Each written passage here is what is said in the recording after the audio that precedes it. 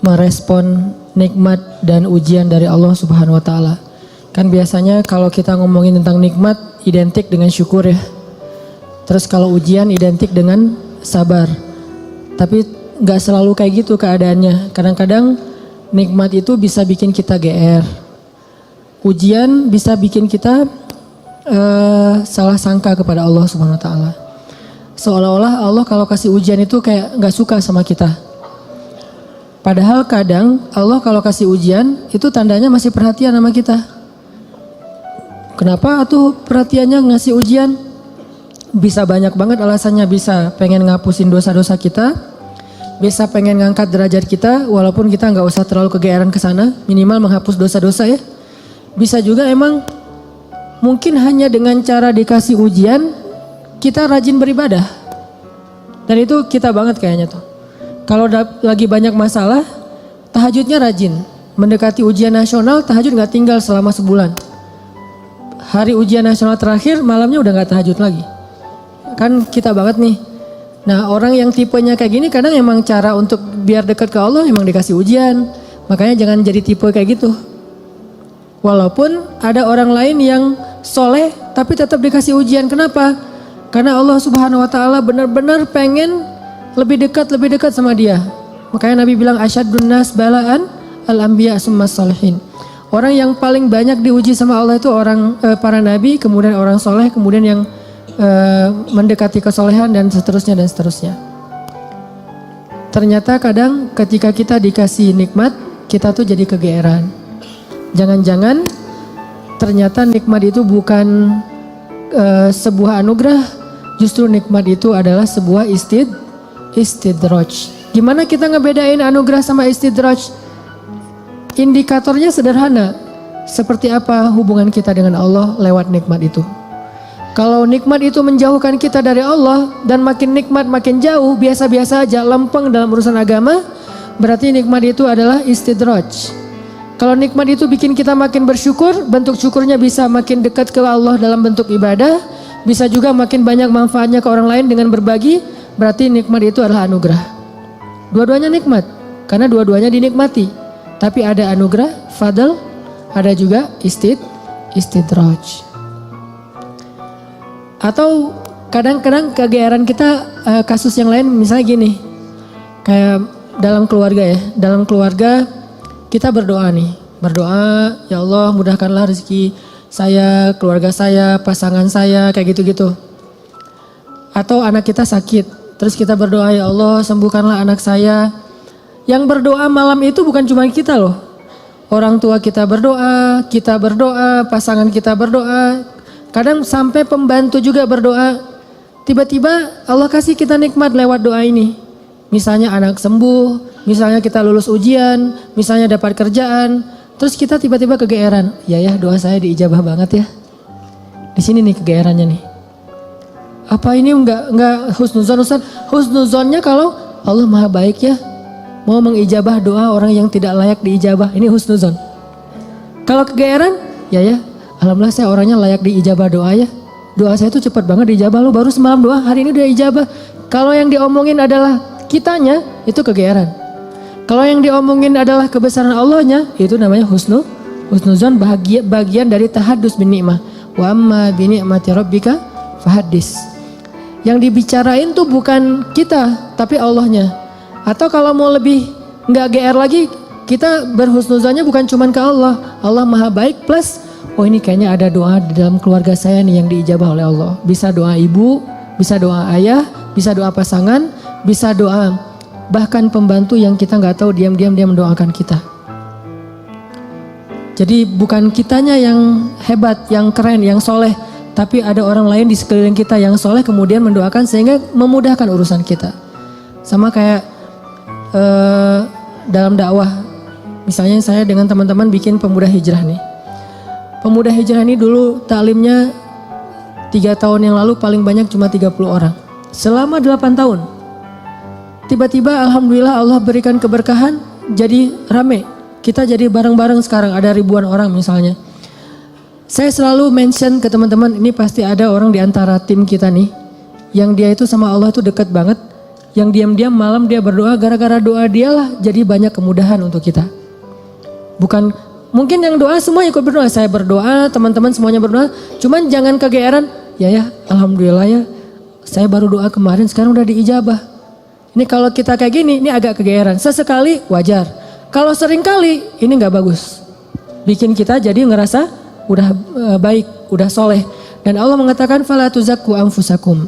Jangan kalian menganggap diri kalian udah baik, soleh, suci. Huwa a'lamu bimanittaqo. Allah lebih tahulah siapa yang paling taat. Jadi teman-teman, kadang kayak gitu kegeerannya. Atau ada juga bentuk kegeerannya gini. Dia jomblo. Udah gitu ngelamar cewek hafizah 30 juz. Dia tuh belum bisa baca Quran, baru hijrah, tapi diberikan istri hafizah 30 juz. Atau sebaliknya, dia cewek baru berhijab banget, diberikan suami hafiz 30 juz. Udah gitu dia kegeeran. Wah, berarti saya udah pantas buat dia nih. Atau dia pantas buat saya. Enggak, jangan-jangan Allah sengaja ngasih kita pasangan yang soleh banget karena cuma dia yang bisa menghijrahkan kita dan memperbaiki kita. Kalau dikasih yang tanggung-tanggung ntar lepas lagi nih. Makanya dikasih yang gak tanggung-tanggung. Sekalian aja yang paling soleh, yang paling taat, yang paling berwawasan agama luas. Sehingga kita disuruh belajar ke dia. Bisa kayak gitu. Padahal yang datang ke dia itu banyak. Ada yang sama-sama hafiz. Kenapa yang lebih baik dari kita hafiz gak diterima? Karena udah sama-sama soleh. Terus siapa lagi yang perlu diperbaiki kan? Bisa jadi kita justru ketemu dengan orang yang keren. Karena Allah pengen memperbaiki kita dengan orang itu, lewat orang itu. Ini biar kita gak kegeeran. Ustadz, kenapa sih harus gitu-gitu amat? Karena itulah sifat orang yang beriman. Coba teman-teman buka surat orang-orang beriman. Surat apa? Al-Mu'minun. Surat orang-orang beriman. Surat 23 ayat 60. Itu sifat orang yang beriman. Surat 23 ayat 60. Bismillahirrahmanirrahim.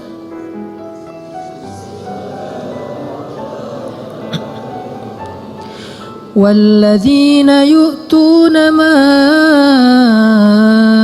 آتوا وقلوبهم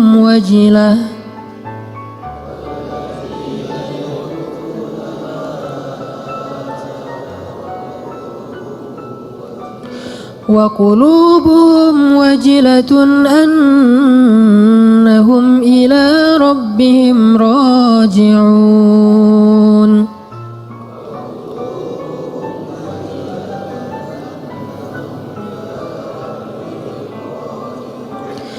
أولئك يسارعون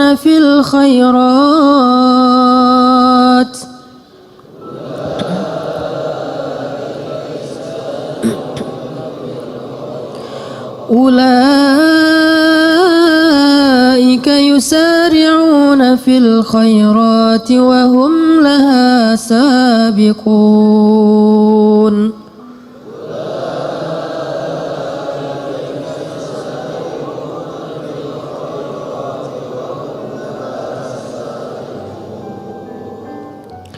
Dan orang-orang yang memberikan apa yang telah mereka berikan dengan hati penuh rasa takut karena mereka yakin bahwa sesungguhnya mereka akan kembali kepada Rabb-Nya.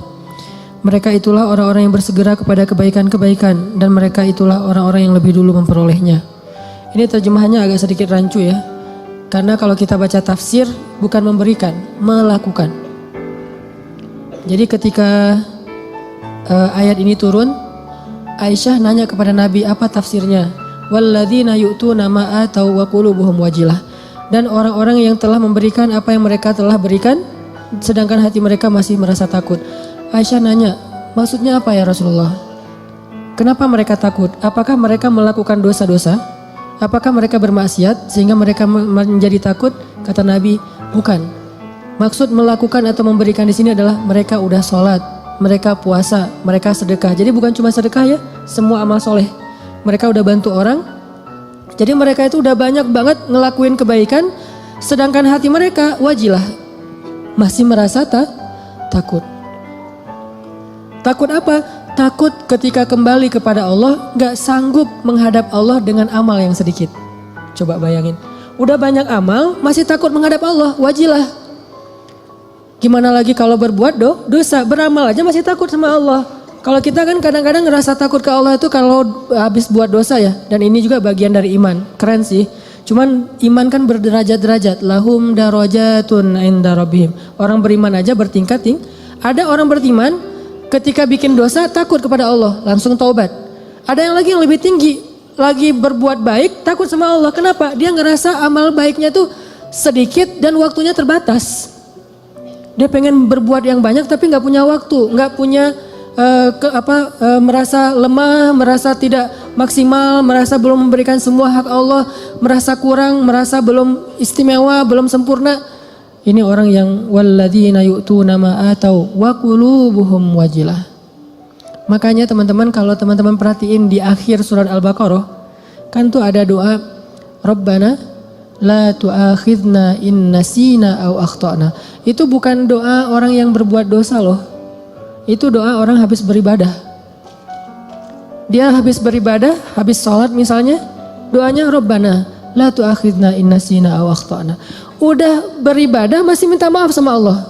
Ya Allah jangan marah ya sama saya kalau saya ada yang silap, ada yang lupa, ada yang gak sempurna. Ini orang beriman, udah beribadah masih minta maaf. Sama kayak ayat idza jaa nasrullahi wal fath wa ra'aitan nasa yadkhuluna fi dinillahi afwaja fasabbih bihamdi rabbika wastaghfir. Kalau telah datang pertolongan Allah dan kemenangan dan engkau melihat orang berbondong-bondong masuk kepada agama Allah. Maksudnya apa? Kalau dakwah kamu sudah sukses.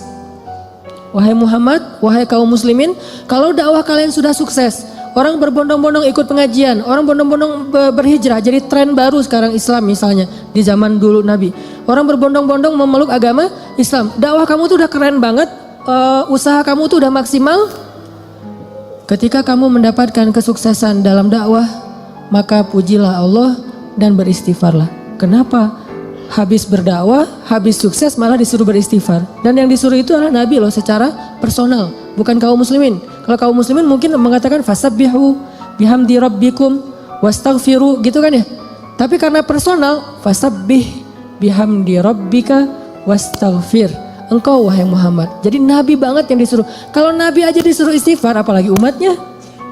Dan Allah menyuruh Nabi istighfar bukan habis berbuat dosa, bukan. Karena Nabi tidak berbuat dosa. Kapan disuruh istighfar? Habis sukses dalam dakwah disuruh istighfar. Kenapa? Inilah mukmin. Dia nggak pernah merasa dirinya sempurna. Dia nggak pernah merasa bahwa ini karena kerja saya, karya saya, hasil jerih payah saya, karena saya hebat. Enggak. Istighfar tetap kepada Allah. Karena kalau nggak Allah tolong kamu nggak akan sukses. Gitu maksudnya. Kenapa kalau Allah nggak tolong kamu nggak akan sukses? Karena apa yang kamu lakukan itu harusnya kamu nggak bisa sukses. Soalnya yang kamu lakukan itu belum maksimal, belum ideal, belum sempurna, belum istimewa. Tetap aja ada kurangnya. Karena sifat dari insan mahallul khata' wan nisyan. Pasti ada salah dan lupa, pasti. Jadi gimana pun kita dapat nikmat, hati kita wajilah. Apalagi nikmat dunia doang. Nikmat ibadah aja tetap wajilah. Nikmat ibadah kan yu'tu nama atau berarti mereka sholat, puasa, zakat, sedekah, haji, umroh kayak gitu-gitu, tilawah, hafal Quran, tapi hatinya masih wa qulubuhum wajilah. Padahal itu yang dikasih nikmat ibadah loh. Gimana kalau yang dikasih nikmat dunia? Karena nggak mungkin kan nikmat ibadah itu istidraj. Mungkin nggak? Nikmat ibadah istidraj. Allah membiarkan dia aja sholat sendiri. Nggak mungkin kan? Istidraj itu hanya berlaku untuk nikmat dunia. Tapi kalau nikmat akhirat, ibadah, ketaatan, kedekatan dengan Allah, nggak mungkin istidraj. Itu pasti nikmat yang hakiki tuh. Tetap mereka ngerasa saya banyak kurang, saya masih. Kalau sholat pasti tadi ada yang nggak khusyuknya. Ada yang khusyuk 4 rakaat sholat isya, pasti ada hilang-hilangnya gitu kan ya. Lebih tepatnya ada khusyuknya sedikit, sisanya hilang. Mungkin itu lebih tepat buat kita nih. Nggak sengaja kok udah salam aja. Atau tadi sujudnya 2 kali apa sekali ya. Tadi saya ruku nggak sih? Apalagi kalau sholat sendiri tuh. Pas sudah sujud, tadi saya ruku nggak sih? Kan suka gitu tuh. Pas sudah berdiri, tadi saya tahiyat nggak sih? Atau langsung dari sujud langsung berdiri. Kan suka gitu. Salam, tadi saya syahadatan nggak ya? Jangan-jangan langsung Allahumma sholli ala sayyidina Muhammad, assalamualaikum, assalamualaikum. Pas berdiri, tadi saya baca Al-Fatihah nggak ya? udah mau ruku aja suka gitu. Berarti banyak kurangnya dalam ibadah kita. Tilawah juga gitu, pasti banyak baca yang salah. Jangan-jangan salah huruf, salah makna harusnya dosa. Puasa juga gitu, gak bisa jaga pandangan. Atau sedekah juga gitu, jangan-jangan saya sedekah belum bersih-bersih amat atau belum maksimal, masih banyak yang saya tahan, masih kikir. Intinya adalah jangan ngerasa udah sempurna. Sehingga ketika Allah kasih kita nikmat, kita merasa diri kita emang pantas mendapatkannya. Bukan. Ketika Allah kasih kita nikmat, kita bilang sebetulnya saya gak pantas, tapi Allah maha baik. Ketika Allah kasih kita hidayah, sebetulnya bukan saya udah sadar, Allah menyadarkan saya. Ketika kita dapat ujian, baru kita salahkan diri kita. Makanya hadis qudsinya yang saya sampaikan di booster, kalau kalian mendapatkan nikmat, janganlah kalian memuji kecuali Allah. Kalau kalian mendapatkan masalah, musibah, sesuatu yang buruk, janganlah kalian mencela kecuali diri kalian sendiri. Ini ke diri kita teman-teman. Dan ini kaidahnya tidak berlaku untuk orang lain ya. Karena Allah hanya mengatakan untuk diri kalian sendiri, bukan untuk teman kalian. Jadi dalam Islam itu kita dibangun juga persepsi, mindset. Jangan pakai hadis qudsi ini untuk orang lain. Lo banyak dosa tuh. Kok gitu sih? Ya kan kata Allah juga dalam hadis qudsi gitu. Enggak, ini enggak berlaku untuk orang lain, berlaku untuk diri kita. Untuk orang lain selalu berlaku husnudzon. Ijtanibu katsiran minadh-dhon, jauhi prasangka buruk kepada orang lain. Kalau dia dapat nikmat, Masya Allah, Allah sayang kepada dia sehingga diberkahi rezekinya. Kalau dia dapat ujian, Masya Allah, Allah pengen menggugurkan dosa dia, pengen mengangkat derajat dia. Kalau ke kita dapat nikmat, saya sebetulnya gak pantas, tapi Allah baik banget sama saya. Kalau kita dapat ujian, emang saya layak diginiin sama Allah. Ya Allah, ampunkan dosa saya, angkat musibah saya. Terus mana ada peluang buat kita menghakimi orang lain? Kan gak ada peluang. Sesama mukmin, sesama muslim, gak ada peluang kita menjelek-jelekan orang lain. Nah, kalau teman-teman perhatikan di surat Al-Mu'minun yang ayat 60 tadi, coba mundur beberapa ayat 55, itu jelas banget. Jadi satu paragraf ini lagi ngomongin tentang bab GR nih. Ayat 55 itu orang yang GR. Surat Al-Mu'minun ayat 55 Allah bilang, ayahsabuna annama numidduhum bihi min malin wa banin nusari'u lahum fil khairati bal la yash'urun. Apakah mereka mengira ketika kami memberikan mereka banyak harta dan keturunan berarti kami menyegerakan untuk mereka kebaikan? Enggak, mereka enggak ngerti kata Allah. La yash'urun itu enggak sadar, enggak ngerti, enggak ngerasa.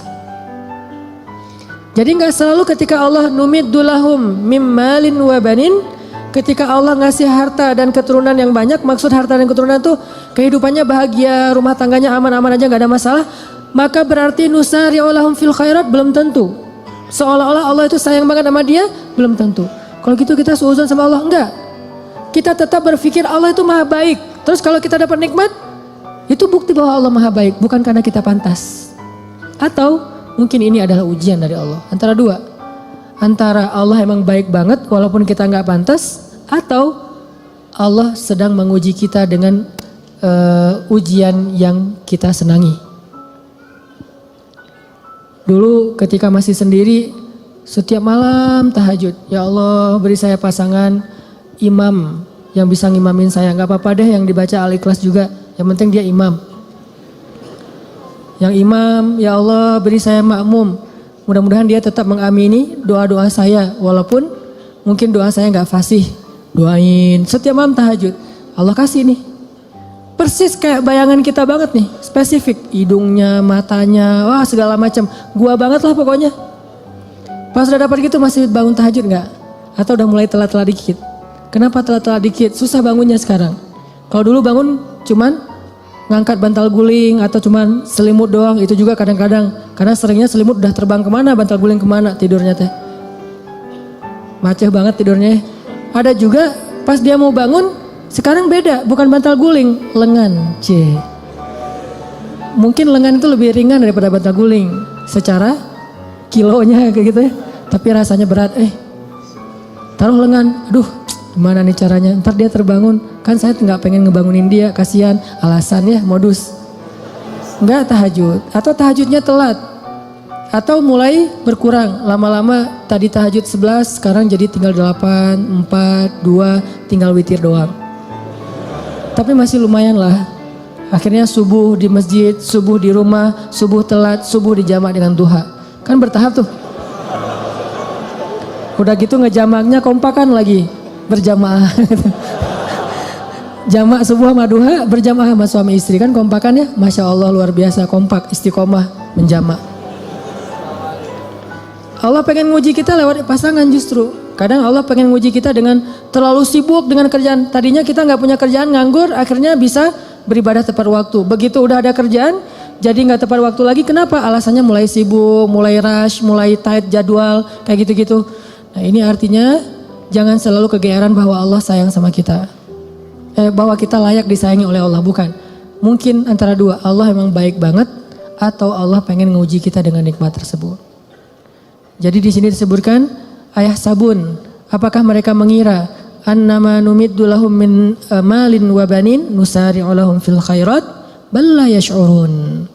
Mereka pikir kalau kami udah ngasih mereka harta dan keturunan berarti kami menyegerakan kebaikan buat mereka?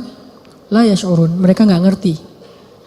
Justru orang beriman di ayat berikutnya disebutkan walladzina yu'tuna ma ataw wa qulubuhum wajilah annahum ila rabbihim raji'un.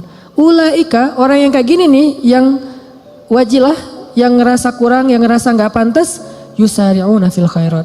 Selalu bersemangat melakukan kebaikan-kebaikan yang lain. Kenapa? Dia merasa masih kurang dirinya. Jadi jangan terlalu kegeeran. Kita boleh bilang alhamdulillah ya Allah mengijabah doa, ya boleh. Tapi jangan bilang alhamdulillah ya saya tuh emang doa saya jitu banget. Doa saya tuh emang cepat banget diijabah. Jangan sebutkan saya sama sekali. Kalau dalam kebaikan. Ini kita belajar bertahap. Kadang-kadang gak nyebutin di lisan tapi di hati. Enggak lah, ini mah nikmat dari Allah dalam hati gua gitu loh. Wa asirru qawlakum awijharu bih innahu alimun bidatis sudur. Kalian rahasiakan ucapan kalian di hati atau kalian tampakkan dengan lisan, Allah Maha tahu apa yang ada di dalam dada kalian. Gak bisa bohong sama Allah. Terus gimana Ustaz kalau kebersit kayak gitu membatin? Lisan kita mah selalu ngomong Masya Allah ya lu lulus. Alhamdulillah ini nikmat dari Allah. Padahal gua gak bisa apa-apa. Lisan nih. Hati kita, ya emang kamu heran kalau saya lulus. Mulai kan ada sombong tuh. Mulai agak kegeeran nih. Kita kalau muncul itu langsung kita tolak, kita reject dengan apa? Astagfirullahalazim. Kadang-kadang itu muncul bukan pengennya kita. Yuwaswisufi sudurinas, emang si dia tuh. Si dia mah keren buat saya. Orang itu, zat itu tuh. Yaitu khannas yuwaswisufi sudurinas. Kita gak pengen sombong, kita gak pengen riya. Dia yang yuwaswis supaya kita sombong. Saya kan pernah cerita, ngimamin. Pengen ngimamin yang paling maksimal. Biar semuanya khusyuk. Kan kalau yang lain khusyuk kebawa pahalanya ke yang ngimamin nih. Allahu Akbar. Alhamdulillahi Rabbil Alamin. Semaksimal mungkin. Sebisa mungkin yang bagus bacaannya. Pas sudah selesai sholat, yuwaswis. Atau belum selesai sholat, baru amin. Keren juga ya suara saya muncul. Yuwaswis. Itu bukan saya gak pengen kayak gitu-gitu amat lah. Yuwaswis. Awal-awalnya dulu kayak gitu tuh. Nih saya ngaku nih, awal-awalnya ngimamin, apalagi pas ngimaminnya di Mesir. Karena orang Mesir tuh suka suuzon sama orang Indonesia, dianggap orang Indonesia tuh gak bisa ngaji. Kan kepancing nih, emangnya orang Indonesia gak bisa ngaji? No, kasih mic buat gua gitu. Ngimamin lah nih. Ngimamin ada niat pengen nunjukin orang Indonesia tuh ngajinya bagus-bagus. Mulai agak-agak melenceng tuh. Sehingga pas selesai sholat orang Muslim, Masya Allah kamu Indonesia tapi ngajinya enak dan segala macam. Ya udah kamu tarawih aja di sini jadi imam. Muncul waswasah, yuwaswisufi sudurinas. Bukan pengennya kita. Pulang ke Indonesia juga kayak gitu. Ada yang Ustadz saya baru pertama menangis ketika sholat gara-gara Ustadz. Padahal saya ke umrah juga nggak nangis. Di sini bisa nangis, Masya Allah. Langsung yuwaswis. Wah itu habis-habisan tuh. Gimana caranya? Gara-gara itu terus saya nggak jadi berusaha semaksimal mungkin. Ya udah deh, gue biasa-biasa aja daripada sombong. Alhamdulillah Rabbil Alamin, Ar-Rahmanir Rahim. Ustaz kok ngajinya gitu? Saya nggak mau sombong. Was-was juga ya, was-was. Wah lu ikhlas banget ya orangnya, ikhlas. Ikhlas yang butuh istighfar. Sama dengan istighfar, yahtaju ilal istighfar. Istighfar butuh istighfar. Kenapa? Ya ini main hati nih, berat nih. Terus gimana caranya? Gak apa-apa, lanjutin aja. Awalnya emang ria, sombong, dikit-dikit. Bertahap, lama-lama dia akan berkurang. Dengan kita reject. Enggak. Mau enggak sih, kita tuh enggak setuju sama dia. Lama-lama dia enggak akan ngaruh lagi di hati kita. Sesekali doang ngaruh, dia lebih gampang nolaknya. Tapi kalau kita menghindar terus, susah. Sedekah gitu, dilihat orang, wah 100.000 Yang di sebelah cuman 1.500 koin, kita 100.000. Awalnya sih emang beda sih rasanya. Karena pertama 100.000. Awalnya nih, besok lama-lama biasa aja. Lama-lama Gak ngaruh sama sekali, udah di hati kita tuh udah kebal. Kan ini kematangan jiwa kita dalam beramal soleh ya. Orang kalau lagi puber pasti kayak gitu teman-teman. Ekspresif, heboh, lebay, itu orang puber. Baru pertama ke masjid, heboh gitu ya. Wah gua baru ke masjid. Tapi kalau udah kebiasaan ke masjid, apaan sih yang mau dibanggain, biasa aja kali ke masjid gitu. Baru pertama tahajud, wah udah bangunin temannya tuh semangat, bangun. Nggak bangun tahajud, saya aja udah 2 jam bangun dari tadi. Udah 11 rakaat, pamer. Namanya juga lagi puber. Baru hafal 1-2 hadis, wah ini dhaif. Semuanya dhaif, cuma dia doang yang sahih gitu. Lagi belajar. Kalau udah biasa hafal hadis, biasa aja. Atau emang gak hafal gitu. Kayak saya misalnya, karena gak hafal hadis ya udah gak usah komen-komen, biasa-biasa aja. Toh bisa jadi saya komen dhaif ternyata sahih. Daripada saya mendhaifkan yang sahih, mending saya diam. Nah ini artinya jangan menghindar. Tapi di reject. Begitu kita kegeeran di dalam hati, enggak. Ini hadza min fadli rabbi. Ini anugerah dari Allah. Ini Allah Maha Baik. Ini semuanya karena kebaikan Allah gitu. Lama-lama setan akan cari jalan lain, enggak akan yuwas-wis lagi. Dia akan menghindar. Sampai kita menjadi orang yang kalau kata guru saya mukhlasin. Apa arti mukhlasin? Kalau mukhlisin orang yang ikhlas. Kalau mukhlasin orang yang udah enggak ada bedanya di mata dia emas dengan batu. Udah sama tuh. Ketika ditaruh emas, dia senyum. Dikasih batu juga dia senyum. Gak ada bedanya antara batu dengan emas, mukhlas. Maka setan udah gak bisa ngegodain dia. Gimana ngegodain orang emas dan batu sama di mata dia? Tapi kalau emas masih lebih berharga daripada batu, cuman dia masih berharap ridho Allah, itu namanya mukhlis. Kalau emas lebih berharga daripada batu dan dia tidak lagi berharap ridho Allah, itu udah gak mukhlis. Ada orang yang riya, ada mukhlis, ada mukhlas. Di mata Nabi Muhammad SAW, emas dan batu itu udah sama. Makanya setan udah nggak mau godain Nabi Muhammad, kecuali ada setan yang masih anak baru gitu, godain Nabi Muhammad. Kalau setan yang udah senior ya, udah tahu oh itu Muhammad nggak usah digodain deh, habis-habisin waktu lo, mending godain yang lain-lain aja yang sahabat. Tapi kalau yang baru-baru kayak semangat gitu, gua mau godain orang nih, pas ngeliat, ini ada lagi sholat digodain, Nabi Muhammad digodain, kan sia-sia ya. Jadi kayak buang-buang waktu gitu. Dia godain Nabi Muhammad, begitu Nabi selesai sholat dipegangin, digulung sama Nabi, digantung di tiang masjid. Teriak-teriak gitu. Pas pagi-pagi anak-anak Madinah, anak-anak kecil gitu, pergi sholat subuh ngelihat ada bola tuh mau diambil sama mereka, mau ditendang-tendang. Kata Nabi jangan. Udah ditendang-tendang mereka, dia udah kesakitan, dikeroyok sama anak kecil Madinah gitu. Bayangin jin di masa itu jadi bola. Terus ditendang-tendang sama anak Madinah, diambil sama Nabi, dilepas, terus dia lari. Baru dia sadar sekarang, saya ternyata salah godain, yang digoda adalah Rasulullah SAW. Kata teman-temannya, lo sih gak ada yang nanya ke senior. Ini teman-teman artinya memang gak bisa sekaligus. Kadang emang kita kegeeran juga, dan saya ngerasa kadang kegeeran. Lagi doa kayak kemarin misalnya, ya Allah saya doa di dalam hijir ya. Saya doa ya Allah kasih saya jalan agar saya bisa mengunjungi kamp pengungsi di Suriah. Saya pengen banget ke sana gitu, pengen ngelihat langsung, mudah-mudahan dari situ semangat untuk bersosial, ngelakuin kegiatan kemanusiaan itu lebih kenceng lagi. Pulang dari sana nggak lama kemudian dapat jalan langsung, insya Allah April mau ke kamp pengungsi misalnya, langsung kegeeran. Doa saya diijabah ya, keren ya. Yang muncul kayak gitu kan? Enggak. Kita tolak nih. Gimana nolaknya? sebetulnya sih saya belum pantas ke sana, tapi Allah pengen ngasih saya ke jalan kebaikan. Gitu, terus aja gitu. Lama-lama hal-hal yang kayak gitu nggak akan mempengaruhi keikhlasan kita lagi. Terakhir teman-teman, balik lagi kepada awal, kalau kita ngelihat ada orang dapat musibah, kita berhusnuzon dengan cara mudah-mudahan musibah ini mengangkat derajat dia. Kalau kita ngelihat teman kita dapat nikmat, kita berhusnuzon dengan mengatakan dia memang pantas mendapatkan nikmat itu karena Allah sayang sama dia.